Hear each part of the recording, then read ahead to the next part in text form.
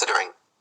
There are different ideas about which sins and virtues directly apply to which chakras, but the exact ordering is far less important than the overall moral message. The first deadly sin, related to the root chakra of security and survival, is greed or avarice, which is the inordinate or insatiable desire for material gain, such as money, status, and power, beyond what is necessary or deserved.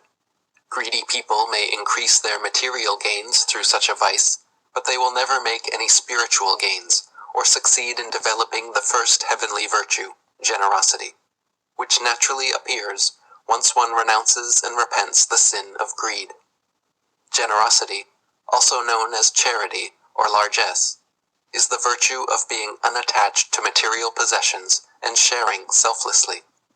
The second deadly sin, related to the sacral chakra of sexuality and relationships, is lust, the intense sexual desire for people or situations purely for personal pleasure.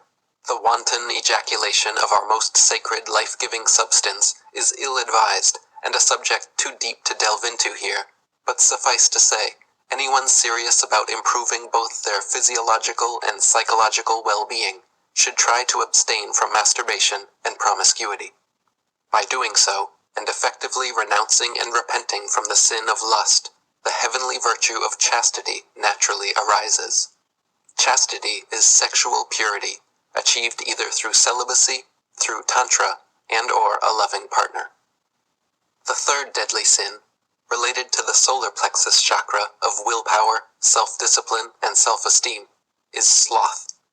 Also known as acedia or apathy, sloth is the habitual disinclination to exertion, or quite simply, laziness. It is characterized by the neglect of one's responsibilities and related to melancholy and depression. By renouncing and repenting the deadly sin of sloth, however, the heavenly virtue of diligence is able to manifest. Diligence is defined as carefulness and persistent effort in one's duties, a good work ethic. The fourth deadly sin, related to the heart chakra of love, compassion, and acceptance, is wrath, uncontrolled feelings of anger, rage, or hatred. Wrath usually reveals itself in the wish to seek revenge. The vengeful, spiteful person, under the grips of wrath, tends to be not only aggressive and violent to others, but self-destructive through things like drug and alcohol abuse or suicide. One who renounces and repents the deadly sin of wrath manifests the heavenly virtue of patience or forbearance. Patience is the level of endurance one can have before succumbing to negativity, tolerance in the face of provocation without responding in anger or annoyance, and the ability to endure difficult circumstances without hastiness or impetuousness. The fifth deadly sin, related to the throat chakra of growth and expression, is gluttony, the overindulgence or overconsumption of food, drink, and other consumables.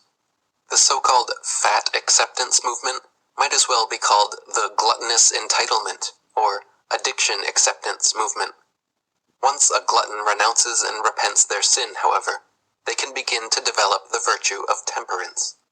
Temperance is moderation, balance, and voluntary self-restraint. Restraint from retaliation through forgiveness, restraint from arrogance through modesty, restraint from excesses through prudence, and restraint from cravings and addictions through calmness and self-control. The sixth deadly sin, related to the third eye chakra of intuition and wisdom, is envy, which, similar to greed and lust, is characterized by insatiable desire.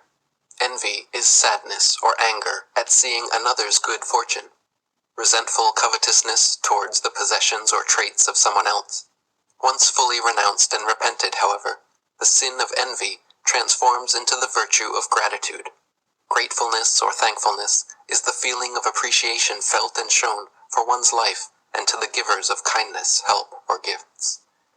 The seventh deadly sin, related to the crown chakra of beingness and karma, is pride or hubris, having an irrationally high sense of one's personal value, status, or accomplishments, failing to acknowledge the accomplishments of others, and believing oneself fundamentally superior to others. Pride can also have a positive connotation, however, referring to an appropriate sense of esteem for one's own or another's choices and actions, which is certainly not a sin, making hubris a more accurate term. Once hubris is overcome, renounced and repented, the heavenly virtue of humility can be developed. Humility is quite simply being humble. It is the opposite of narcissism, having low self-preoccupation and low self-regard, but without being self-deprecating. Unconsciously allowing ourselves to engage in sinful thoughts and behaviors disconnects us from our higher chakras, prevents us from developing real integrity, and restricts our ability to become truly virtuous human beings.